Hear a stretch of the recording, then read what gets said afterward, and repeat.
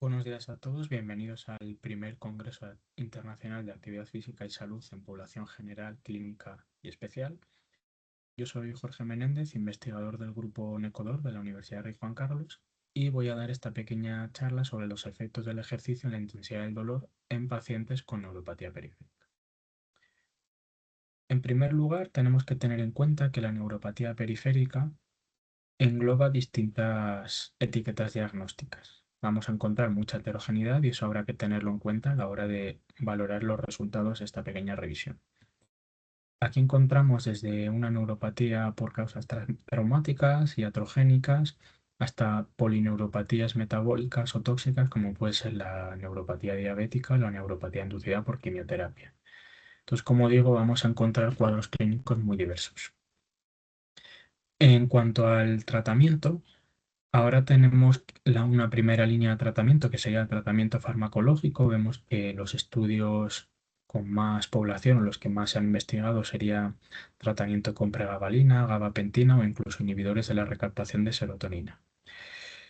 En casos más complicados también tendríamos tratamiento invasivo o no invasivo, pero de tratamiento de neuromodulación, desde tratamiento con TMS o con TDCS hasta una estimulación medular, ¿vale? Esos serían casos ya más complicados. Y vamos a ver si aquí la fisioterapia puede tener algún rol relevante en pacientes con neuropatías de este tipo. Como he mencionado en otra ponencia, la mayor parte de investigación en ejercicio en modelos animales apunta hacia ejercicio de tipo aeróbico y que parece que puede tener efectos positivos sobre diversos biomarcadores relacionados con el dolor neuropático, sobre todo marcadores inflamatorios. Entonces vamos a ver qué efectos encontramos sobre el ejercicio en, ya en una población más clínica, ya no tanto en biomarcadores, sino en una variable muy relevante como es la intensidad del dolor. Aquí hemos hecho una pequeña revisión en la que hemos encontrado eh, estudios que se hacen en pacientes con neuropatía diabética, principalmente revisiones narrativas de una revisión sistemática. En pacientes con polineuropatías de diversa etiología solo hemos encontrado revisiones narrativas y vemos que lo más estudiado y con un poco más de peso sería revisiones sistemáticas en pacientes con neuropatía inducida por quimioterapia. Esto ya nos hace ver que pacientes que podemos encontrar habitualmente en clínica, como pueden ser pacientes con una radiculopatía o un problema de tipo ciático o una neuropatía por atrapamiento, no hay mucha evidencia o no se ha recogido a nivel sistemático narrativo sobre los efectos del ejercicio en estos pacientes.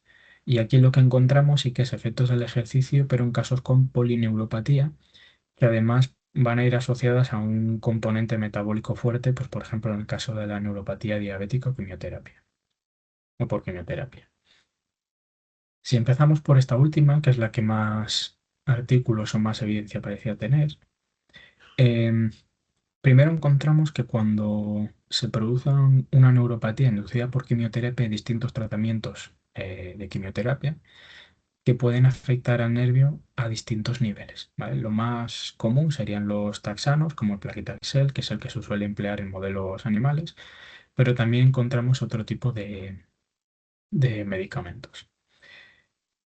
Esto, como digo, hay que tenerlo en cuenta porque cada uno va a afectar a nivel del nervio periférico a distintos niveles. Algunos pueden afectar a ganglio de la raíz dorsal, otros más a la envoltura de mielina y otros más a nivel de canales iónicos o de mitocondria dentro de las propias neuronas.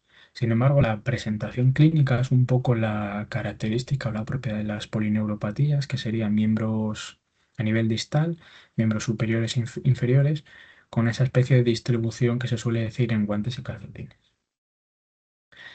¿Qué problema encontramos cuando vemos estas revisiones sobre ejercicio en estos pacientes? Mucha heterogeneidad, tanto en el tipo de ejercicio como en la duración o en cómo se han realizado los protocolos. Encontramos desde ejercicio individual sin supervisión, ejercicio grupal, ejercicio más de tipo aeróbico, en base a la frecuencia cardíaca, em, ejercicios de coordinación, también un poco de ejercicio aeróbico. Aquí en este caso era todos los días a la semana, también encontramos otros casos solo 2 días a la semana. Si seguimos en otras revisiones, vamos a encontrar en este caso ejercicios de fuerza, ejercicios sensorio-motor de yoga, de fuerza, lo mismo con una dosificación a lo largo de todas las revisiones, una dosificación muy variable, ¿vale? Esto lo que va a hacer es que no sea muy difícil extrapolar los resultados de estos estudios a nuestra población clínica real, a nuestros pacientes. No obstante, si hacemos una pequeña agrupación, lo que más vamos a encontrar son ejercicios, como digo, de tipo aeróbico, siempre intentando cumplir un mínimo de unos 30 minutos por sesión. Aquí habría que seguir las recomendaciones de actividad física, por lo menos intentar cumplir las recomendaciones de actividad física a la semana.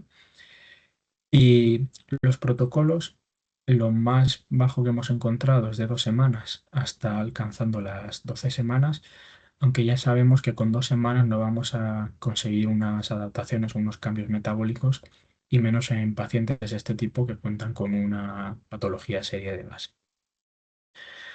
Por otro lado, hemos encontrado los ejercicios de fuerza un poco menos estudiados, que casi siempre se iban a realizar en combinación con ejercicio aeróbico. Y aquí el problema que vemos es que hay mucha variación en cuanto a los criterios de progresión.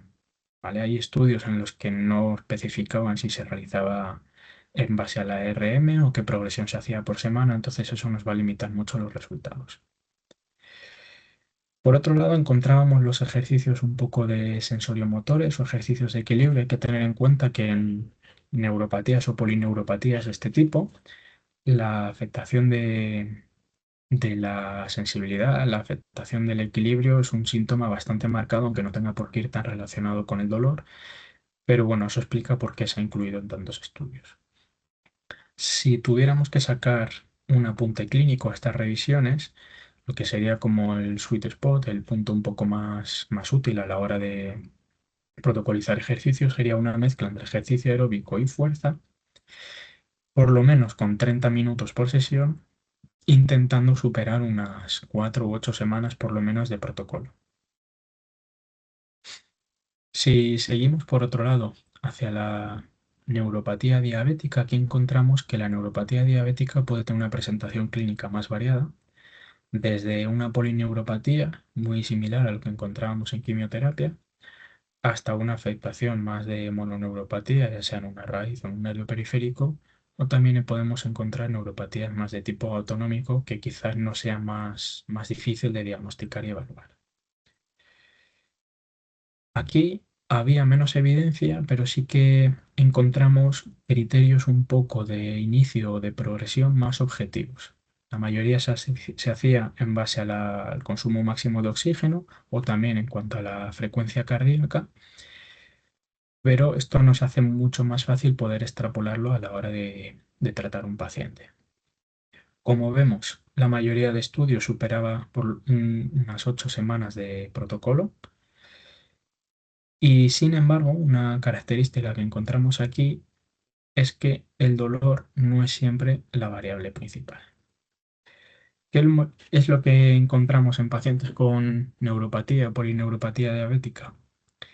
La mayoría de revisiones concluían que tiene efectos positivos, no tanto en el dolor o en la intensidad del dolor, sino en otras variables que quizás sean más relevantes para estos pacientes, como va a ser la calidad de vida, el control glucémico u otras comorbilidades como puede ser el índice de masa corporal, sobrepeso, etcétera. Em, Parte de los estudios también apuntaban a que quizás el ejercicio no supone una mejora significativa en la intensidad del dolor, porque cuando se comparaba con el grupo control empeoraba síntomas. Entonces, a la hora de compararlo salía de manera positiva, pero no es que el grupo tratamiento mejore, sino que el grupo que no hace ejercicio progresa la enfermedad y empeora. Como digo, y esto también puede ser extrapolable a los pacientes con neuropatía inducida por quimioterapia, quizá la intensidad del dolor no sea la variable más relevante y otras variables como puede ser la alteración sensorial, la fatiga o comorbilidades como el sobrepeso sean más relevantes a la hora de estudiar los efectos del ejercicio. Por último, em, había dos revisiones que se enfocaban un poco en polineuropatías en general. Como digo, las polineuropatías es un diagnóstico, una etiqueta diagnóstica bastante amplia que puede incluir desde infecciones por un virus hasta algo metabólico, algo tóxico por medicamentos, pero más o menos la presentación clínica va a ser esa afectación de las fibras de pequeño calibre, afectación de la vibración, de la propiocepción y una distribución en guantes o calcetines, pudiendo incluso afectar más a nivel autonómico. Aquí los resultados o la investigación apuntaba en la misma línea, principalmente ejercicios de tipo aeróbico. Si intentamos extraer unas conclusiones un poco de todo esto, em, como he dicho al principio, vemos que la mayoría de investigación se centra en poblaciones clínicas que quizás no sean las que pensamos más habitualmente a la hora de tratar un paciente con un problema en el nervio. Pensamos siempre en una radiculopatía lumbar, una radiculopatía cervical o una neuropatía por atrapamiento, y vemos que no es lo más estudiado y que quizá el ejercicio sea más útil en patologías con un componente más sistémico. Predomina el ejercicio aeróbico, si puede ser combinado con ejercicio de fuerza, mejor. Una crítica que habría que hacer aquí son que los estudios no tienen muy especificados o muy claros cuáles son los criterios de inicio de progresión. Habría que tener en cuenta ese porcentaje de consumo de oxígeno, y para los ejercicios de fuerza se debería recomendar seguir por lo menos un porcentaje de RM para evaluar la progresión, intentando llegar siempre por lo menos a unas 8 semanas de protocolo. Otra conclusión, y esta ya me parece también bastante relevante, es que algunos estudios proponen el entrenamiento de tipo HIIT como un protocolo de tratamiento prometedor que requiere más investigación. No obstante, una pega que se podría hacer a esto, o que habría que hacer una diferencia entre investigación y clínica, es que muchas veces estos pacientes no cuentan de base con unas capacidades suficientes para realizar un HIIT con los criterios que se definen para un HIIT. ¿Vale? Entonces quizá tendríamos que hacer primero un periodo de preadaptación, mejorar la capacidad cardiometabólica del paciente para luego ya poder establecer un protocolo de tratamiento de este tipo. Y por último, como pasa muchas veces en revisiones sistemáticas o narrativas, hay mucha heterogeneidad en los protocolos y esto va a limitar siempre la aplicación clínica de estos resultados.